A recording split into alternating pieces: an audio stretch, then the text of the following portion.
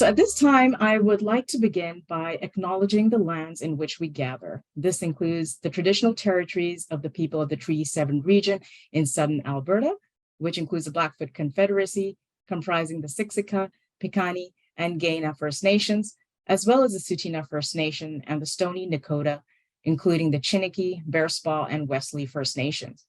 The city of Calgary is also home to Métis Nation of Alberta, Region 3. As we gather, we remind ourselves to honor and respect our sacred relationships to this land and the original inhabitants who call this place home. So welcome, folks, to another one of our sessions for the EDI workshop series, hosted by the Taylor Institute for Teaching and Learning. I'm Dr. Fauzia Osman, the lead organizer for the series. I'm also an educational development consultant at the Taylor Institute, and in my role, I work to promote equity, diversity, inclusion, and anti-racism across our teaching and learning communities. Today, it is my sheer pleasure to welcome Dr. Patrina Duheny, who will be delivering a very interesting session titled Confronting and Dismantling Anti-Black Racism at the University of Calgary. Dr. Patrina Duheny is an assistant professor in the Faculty of Social Work here at the University of Calgary. Her research is informed by critical race feminism and focuses on race, crime, and criminalization. In particular, she examines Black women's experiences of intimate partner violence and with the police. Her second research area focuses on racialized people's experiences in academia.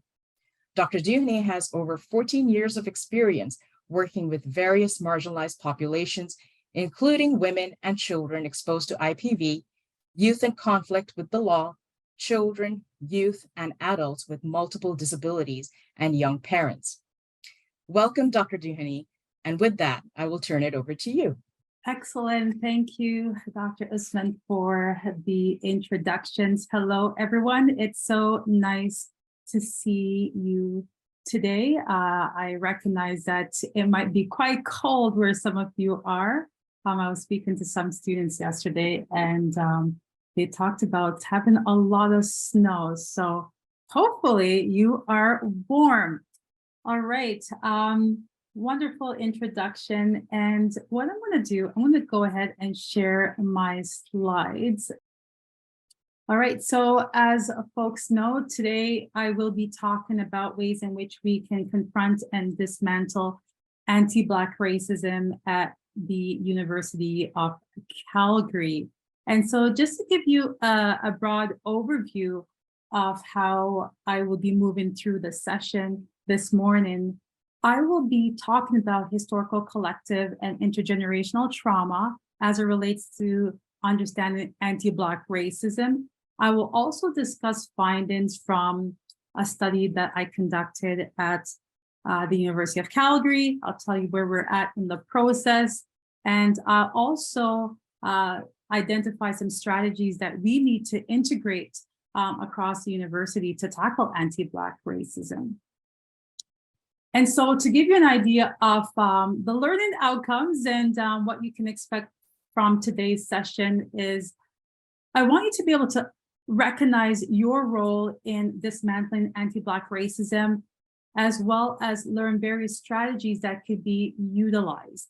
And so I'm going to pause here for a moment and to let you know that when we're having these type of conversations, I'm going to ask us to be comfortable with discomfort, engage in courageous conversations, despite how we might feel about certain topics or even our understanding around certain topics. And I'm going to be unpacking that a little bit further, okay? And so what do I mean by that? When we're talking about anti-racism work, what does that involve? In social work, my profession, we talk about a lot of critical thinking, right? And when we talk about critical thinking, it's looking at the ways in which you're implicated in these conversations, right? Recognizing that conversations around anti-Black racism isn't strictly for Black people, but everyone needs to be involved in these conversations.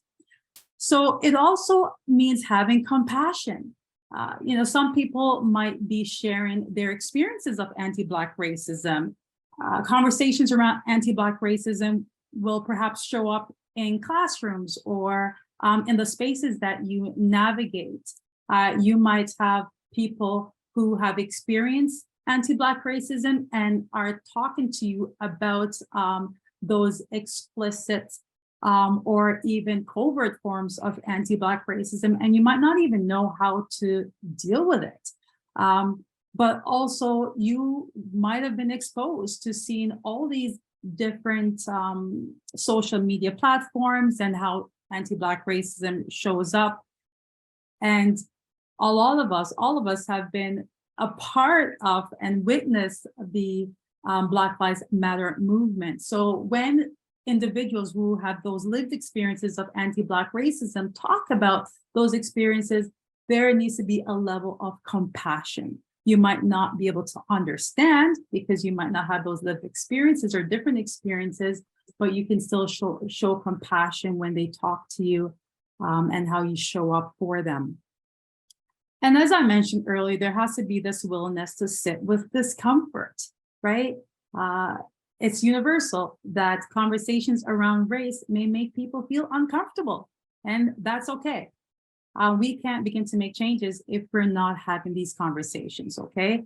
So know that a certain level of discomfort is totally all right, but being able to sit with that discomfort to be able to work towards those changes. And finally, the other piece I want to talk about is reflexivity. And while, reflection might be that surface level, that critical reflexivity is not only looking at the ways in which you were implicated in those conversations, but what is it that you might be doing or not doing to reinforce, to sustain these behaviors?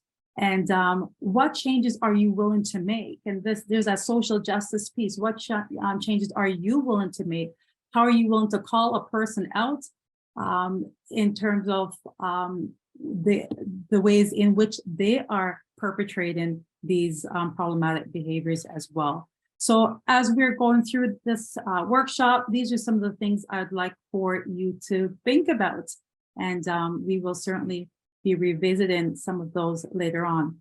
I saw this quote from these authors, and I thought it was so pivotal in terms of the work that we're doing on campus, as well as in the community.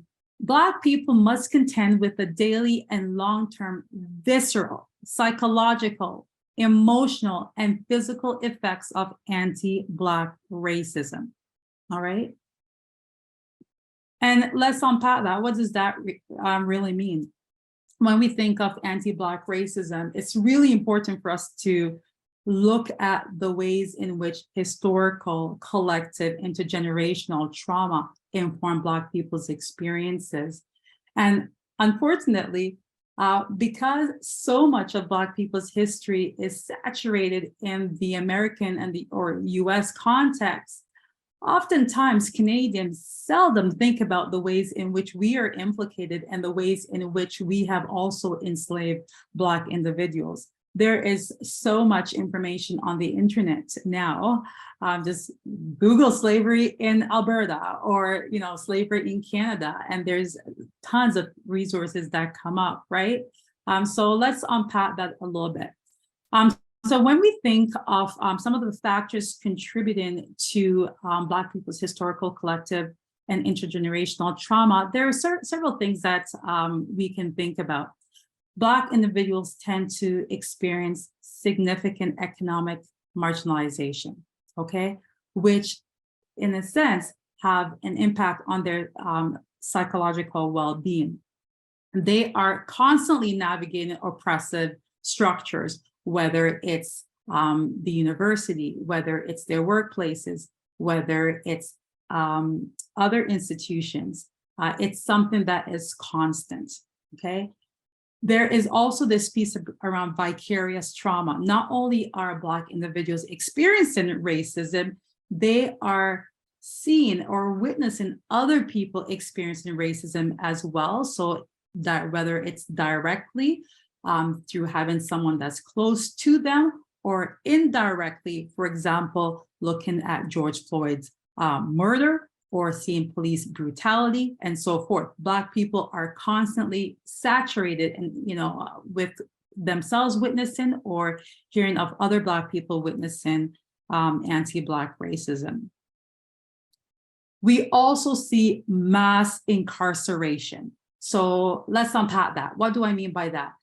Black individuals are more likely to be arrested, stopped, incarcerated, receive more severe forms of punishment than their white counterparts, despite the small numbers they hold in Canadian society. They are overrepresented in the criminal justice system. Okay, so there are racist policing practices which also exacerbate their experiences of anti-Black racism. Earlier, I talked about economic marginalization, and so Black individuals are more likely to live in poorer neighborhoods, right? They have less access to resources in those communities, whether it's access to counseling services, whether it's access to mental health, whether it's access to appropriate jobs, and so forth. They are also less likely to make the same income as their white counterparts. And so we see how this affects individuals, groups, and communities, and the deleterious effects over a person's life course. We also see, as I mentioned, that economic disadvantages. We see that because of the challenges that Black people tend to experience, both individually, as a group, and as well as communities, they're less likely to also seek support to address any concerns that they might be experiencing. We see a breakdown in the traditional family structure. And while we might say, I wonder what might be going on there, we see the ways in which racism is impacting Black individuals. So before I go further, I want to unpack anti-Black racism to help situate this conversation. What is anti-Black racism? And I have a definition here that I'm hoping that we can work with as we go through this conversation together. And so when I think of anti-Black racism, I think of it as operating on multiple levels, okay? And so the definition I have here, it's a system of racial injustice that has historically subjugated, dehumanized Black individuals or people from African descent.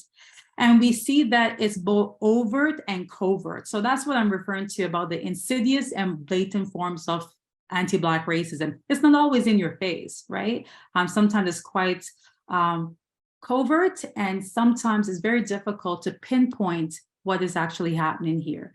But we see anti-Black racism showing up in attitudes. We see that showing up in social norms, practices, policies across the university, as well as the various spaces that we occupy in society. On the right-hand side, I have an image here of a flower. And so I want to unpack this a little bit in terms of looking at anti-Black racism. And so when I think of this flower, there's several parts that I will be focusing on. I'll be focusing on the root, I'll be focusing on the stem, as well as the flower, okay? And so right now, I'm going to ask folks to engage with me a little bit to see, what do these various parts of the flower signify? So when we think of anti-Black racism, and as I mentioned, the various levels in which it shows up, let's start from the bottom and work our way up as it relates to conceptualizing what that means, having this visual of anti-Black racism. So I'm going to stop sharing my slides right now, and we're going to just have a conversation. And so when we think of anti-Black racism, picture the flower or the plant. And so what do you think the root of that plant is referring to? Who has some ideas there? Maybe practices, the way we practice knowledge So maybe like the Western way of practicing knowledge and, creating law or creating, the scientific method or all of this stuff. Yeah. All right. Thanks so much. Other perspectives. I'm just sorry, I just got home and so I'm just getting set up on my laptop. So hopefully you can hear me, but I was going to say like the histories and the structures and how the history of how the structures were set up. Yeah. Thank you so much. And I can hear you quite well. So thank you. Other thoughts? Maybe there's systems and procedures and laws that kind of underpin, how we kind of the dynamics of today, like our contemporary lives that were perhaps established, a really long time ago and haven't kind of evolved the way that we have or our mentality has. Right. Okay. Thank you. And so let's move up to that plant. What do you believe the root represents? The trunk. And I know somebody mentioned this earlier in regards to structures.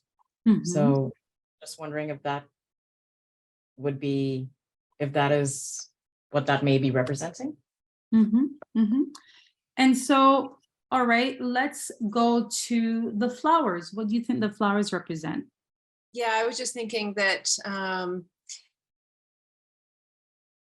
in relation to the fruit, which I think is maybe longer term effects, but just the immediate impacts of some of the the systemic racism, the everyday racism. I just think that it immediate impacts. No, thank you. And I think there was someone else. Yeah. Hey.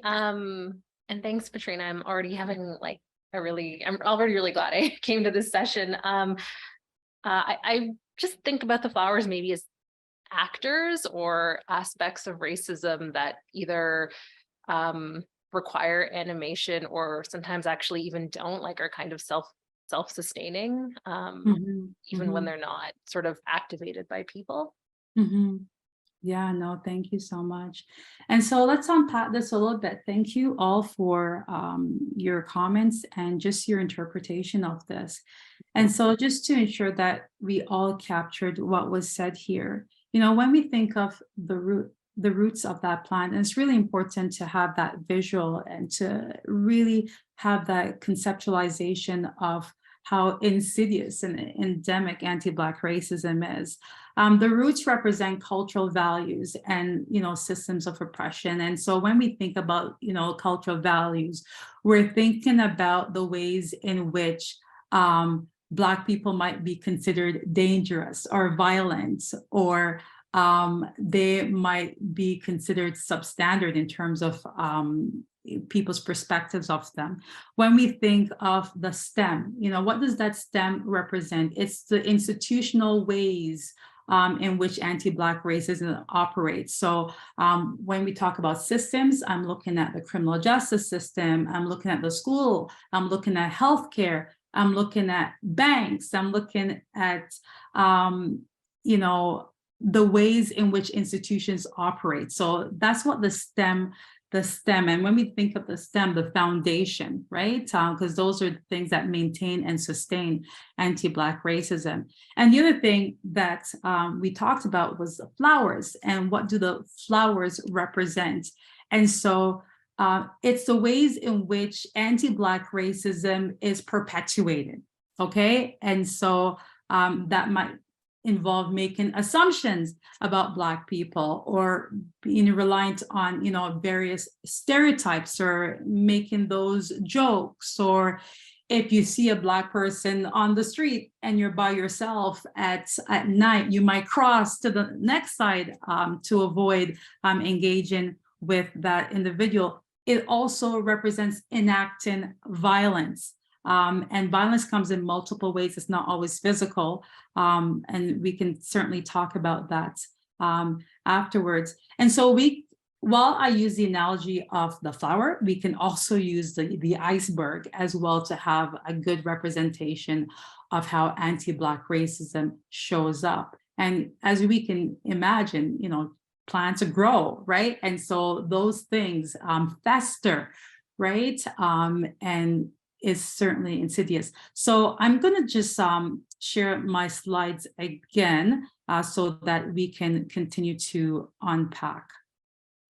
All right, so when I saw this, when I thought of using this analogy, I thought it was really important to just have a good understanding of anti-Black racism.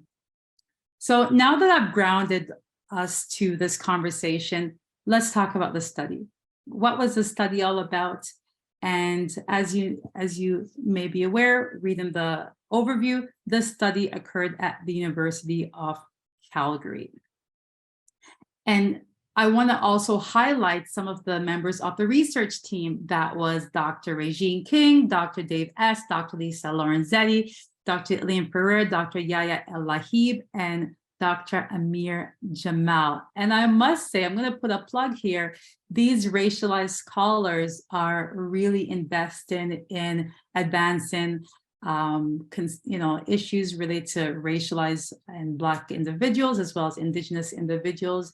And so I see these individuals as critical scholars who are invested in doing this work, not only the Faculty of Social Work, but at the University of Calgary. And so it was really important to have this solid research team to support the work.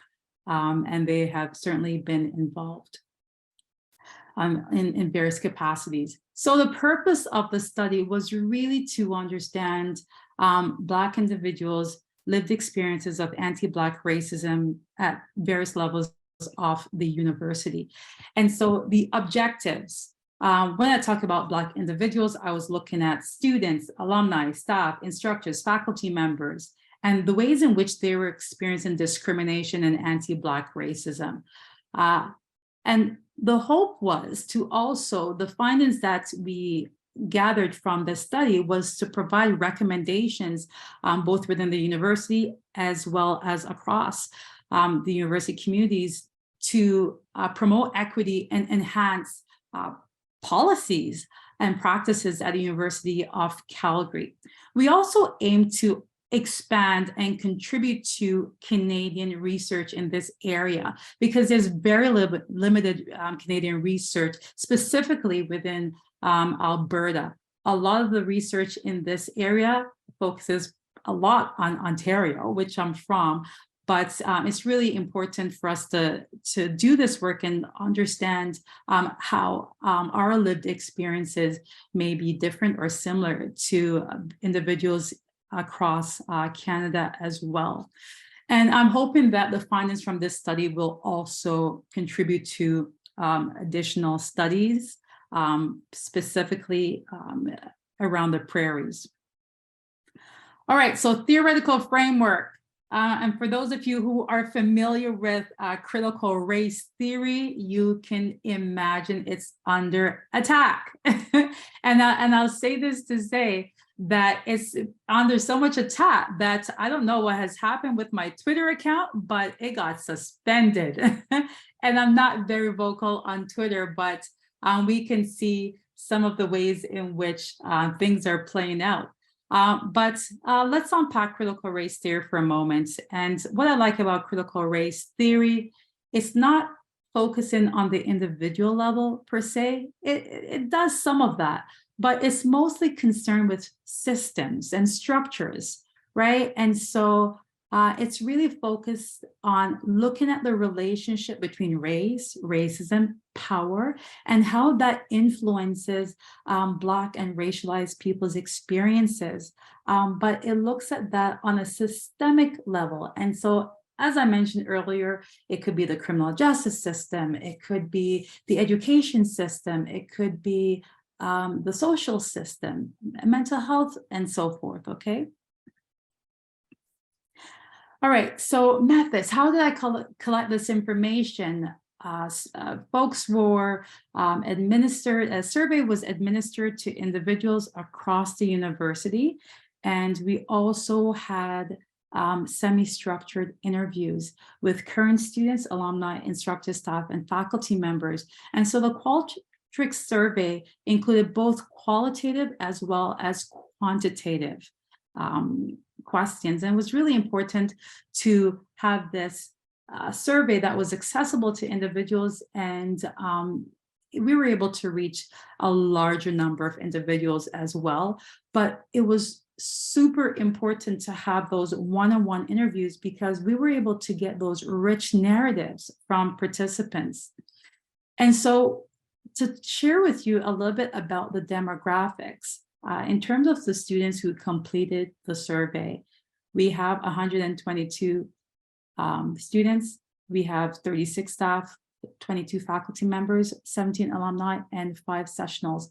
And I must say, a lot more people completed the survey, but I've learned something really important about doing this Qualtrics survey is that at the onset, you need to ask individuals, do you self-identify as Black, right? And so we had to remove a lot of the responses because folks started to complete the survey, but realized, oh, this does not apply to me. So I wanted to say we had quite a lot of responses, but needless to say, we had to remove those responses because they did not fit the criteria for inclusion.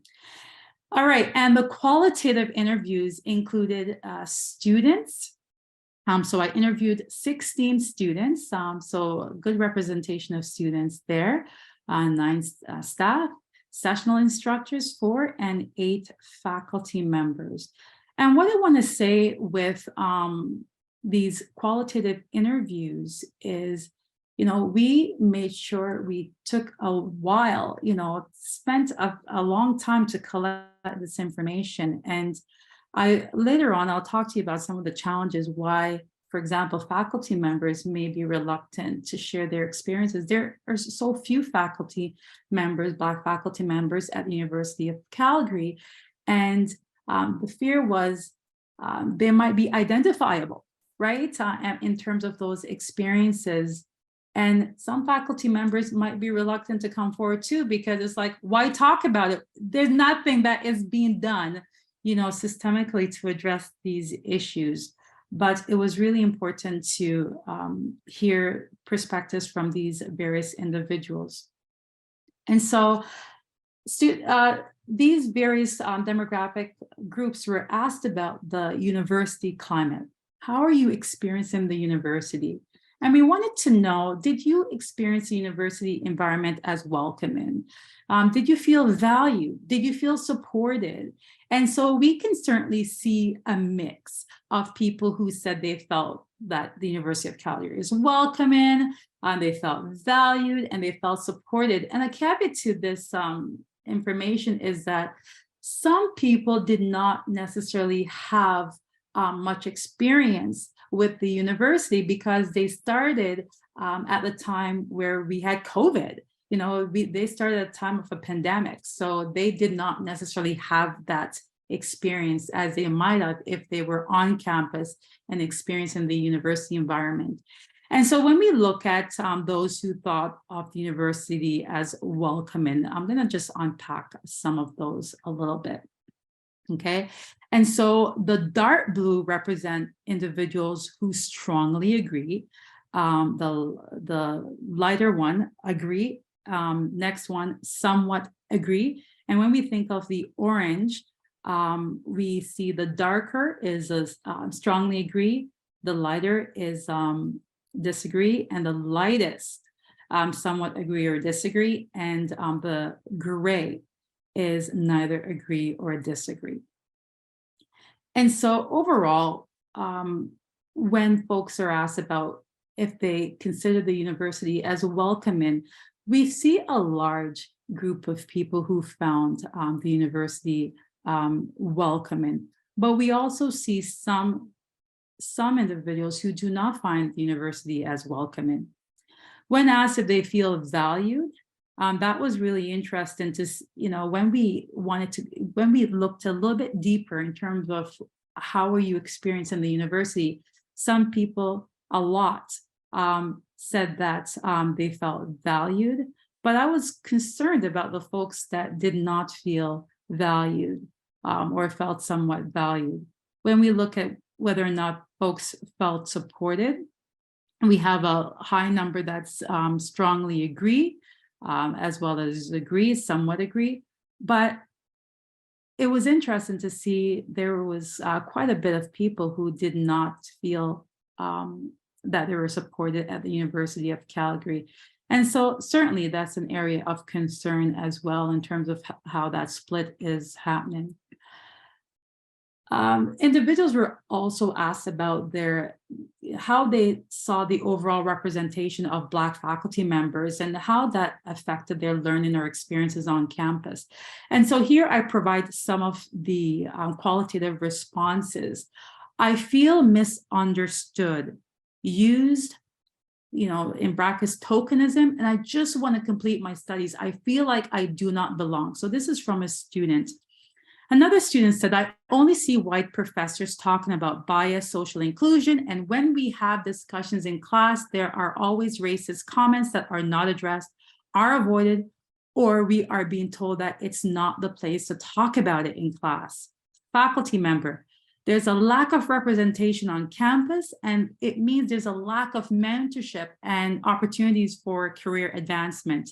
Another faculty member said, this increased representation would increase my sense of wellness and belonging. And so we wanted to know about people's experiences of discrimination and anti-Black racism. And it was important for us to talk about discrimination and not just anti-Black racism, because people might experience discrimination in various ways and, across various intersecting identities. And so when we talked about whether or not they witnessed discrimination, observed or witnessed discrimination, a lot, and the majority of participants said that they witnessed mostly racial and ethnic discrimination or discrimination based on a person's racial or ethnic background, followed by country of origin, then gender, and so forth. What's really interesting is that oftentimes racial or ethnic background and country of origin are very interconnected, right? And so also the language, these various areas are very interconnected. Let's unpack this a little bit. And then we saw sexual orientation, disability, and so forth. Some people said, I did not witness discrimination at the University of Calgary. And if you think back to what I said, some people did not necessarily have that opportunity because of when they came to the university during COVID. All right, and so we wanted to know, witness, experience anti-Black racism, okay? And so have you witnessed anti-Black racism at the University of Calgary? A large percentage said yes. Some said no, and some said they were not sure, okay? And if we look at, have you yourself experienced anti-Black racism? Again, we are seeing quite a large percentage here, followed by 37% who identified no, and then we have 9% who weren't sure.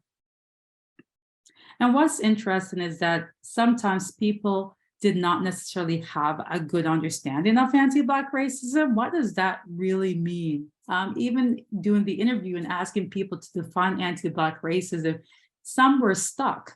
And so that's a bit concerning that despite all the education and all the resources out there, some people don't have a good understanding of anti-Black racism. We asked participants to talk about where they were experiencing or witnessing anti-Black racism. And so these are some of the areas on campus that they were experiencing anti-Black racism. A lot was in class from students. There's the residents. There's from senior management, among faculty members. And so quite concerning here in terms of the various places that anti-Black racism was showing up on campus. And so I have a qualitative response here. Anti-Black racism at U of C is subtle. Some departments are so white, you wonder if anyone apart from white and passing white people apply to them. Students and colleagues need to see themselves in the leadership of the university. Too many PhDs are sessional teaching for years and not being supported into secure jobs. Adjuncts have influenced the majority of Black faculty are sessional adjuncts, poorly paid or not paid, basically volunteering hours on end to the university. Pay adjuncts for supervisory work. Many are Blacks contributing and not being remunerated. And finally, we asked participants about, are you reporting anti-Black racism? And quite a few said, the majority of participants said no, 86%. And then here we have 14% said that they reported anti-Black racism. We were curious to know, why did you not report experiences of anti-Black racism? And this was concerning. And this is, something that is a recurring theme. People believe that the issue would not be taken seriously. Nothing would change. They were fearful that they would be constructed as troublemakers. They were fearful that people might retaliate against them. And they thought the policies that are currently in place are ineffective to actually address anti-Black racism. And so a qualitative response to reasons for not reporting. Many incidents are microaggressions which are not reported. Also, if reported, it is easy to be identified as the source, given there are few Blacks within any given department. So victims of racial acts rarely report, as it is not clear how effective the reporting is to make change. There is also underreporting. And we wanted to find out what are the impacts of anti-Black racism. And so we saw that the deleterious effects of anti-Black racism on individuals, and that included their mental health, their self-confidence, their academic performance, social isolation, and sense of belonging. And so again, these are significant and also concerning. A participant said, it feels lonely and hard to be a proud Black woman when it seems I am the only one around and my pillars are white, people who will never understand my life as a Black person. I felt I wasted my time coming to this campus, should have gone to more racially balanced school. And I must say, as a Black individual, doing this work and immersed in this work, I find it so disconcerting and quite difficult to do this work, because I too am experiencing some of these different issues that individuals have talked about. It's amazing how quickly time flies. And so I know that we have about, is it another 20 minutes, Dr. Usman? We have about another 20 minutes, but usually the session goes on till noon. So I would say, yeah, you have about 20, 25 minutes, and then we can take questions. Okay, awesome. Thank you. Okay, so I have a Jamboard here, and I would like folks to please go to this Jamboard. I'm going to break you off into groups of 4. We're just going to spend about 10 minutes. Or less, doing this exercise. And I'm curious in terms of what folks come up with. I'm going to stop sharing right now, and I'm going to put the link to the Jamboard in the chat, so it's easy to capture that. And so because of the time that we have, it's just amazing how quickly time flies when you're having fun. So I'm going to just share this link here, and I am going to put you in groups, 4 groups. And so when you go to this Jamboard, what you're being asked to do is look at, there are 4 scenarios, there are 4 groups here, and group 4, 4 groups. And the first group is you're presented with a scenario, of a person and how they're constructed. And you're asked to respond to the 2 questions there. Group number 2, the scenario is a student colleague shared that they have experienced anti-Black racism. How will you support this person? Okay. Group number 3, a colleague mentioned that they have not been promoted to leadership roles despite being qualified for the position. Again, how would you manage this situation? And finally, Black students, faculty members share that they feel burdened because there is little support to eradicate anti-Black racism. Their efforts are ignored or minimized. How will you address these individuals? Any questions about what you're being asked to do here? Sorry, Dr. Duhaney, we need access to the Jamboard. It says Yes. access is restricted. Thank you. Okay, awesome. Thank you. Any other questions? Please let me know if you have difficulties accessing the Jamboard. I've shared that now. And so I'm now going to put you into groups.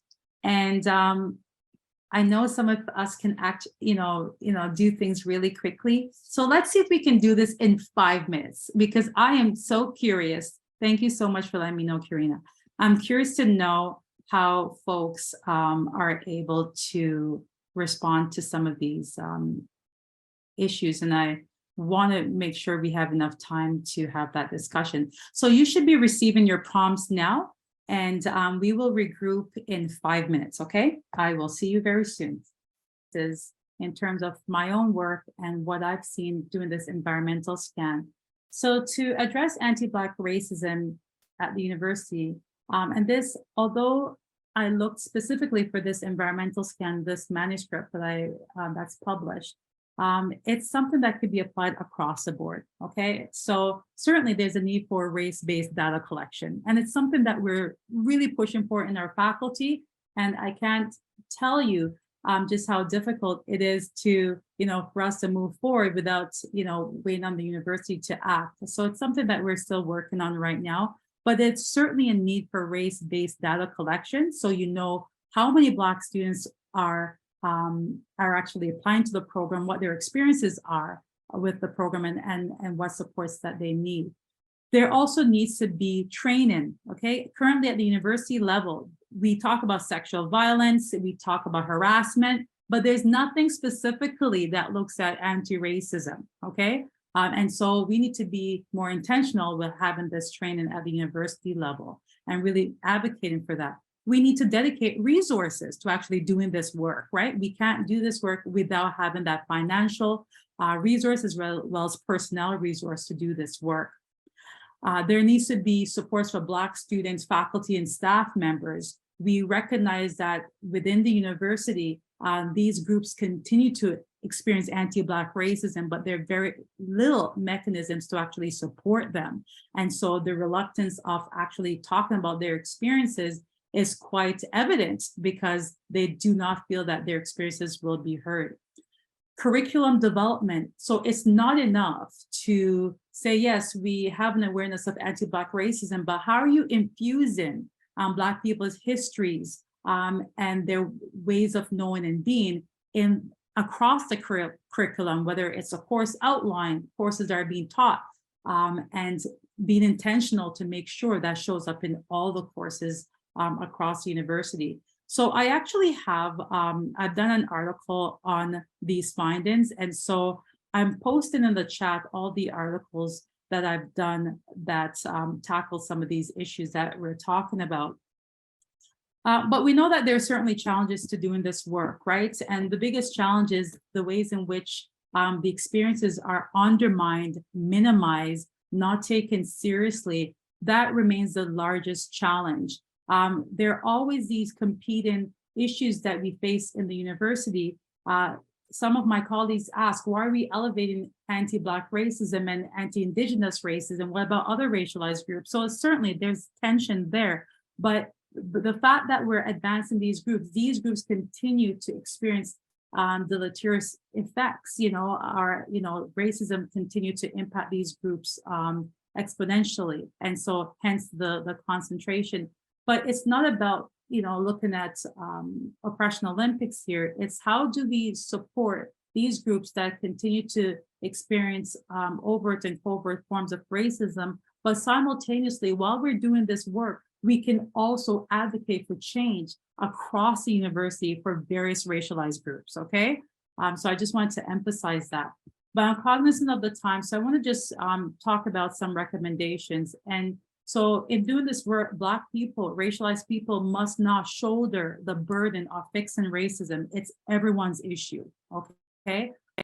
I know that the university made a commitment to do cluster hire, but we see what that cluster hire looks like. It's across the board as opposed to being explicit with how some universities have been very explicit that we're looking for Black faculty members, we're looking for Indigenous, faculty members, or racialized faculty members. We need to be explicit, in terms of those cluster hires. We're still seeing tokenist, positions, whether it's research chairs or so forth. But we need to create an environment where folks feel that they are part of the university and they feel welcome and they actually want to be a part of that university and contribute at the university level. We need to see Black individuals in racialized, in managerial or leadership positions. I can't emphasize this enough, that they need to be part of those decision making. And if you look at the leadership team at the university, it's predominantly white, okay? It remains predominantly white, and so we need to change that. We need to also have training, both long-term and short-term training consistently, and not just ad hoc training where we might not even take these issues seriously. And some other recommendations, we need to offer courses that specifically look at Black people's experiences and integrate Black perspectives. Similar to what we've done in the Faculty of Social Work, we need to have bursaries, grants to ensure that Black students have access to the university. But we also need to be intentional in creating those policies to address barriers that Black students, Black faculty members, Black staff members face. And we need to provide those emotional supports for Black individuals. And so this is something I'd like for folks to take away. As you listen to this quote, what is your role in making sure that you are intentional about eradicating anti-Black racism? So the quote is, "I'm no longer accepting the things I cannot change. I'm changing the things I cannot accept." And that's by Dr. Angela Davis.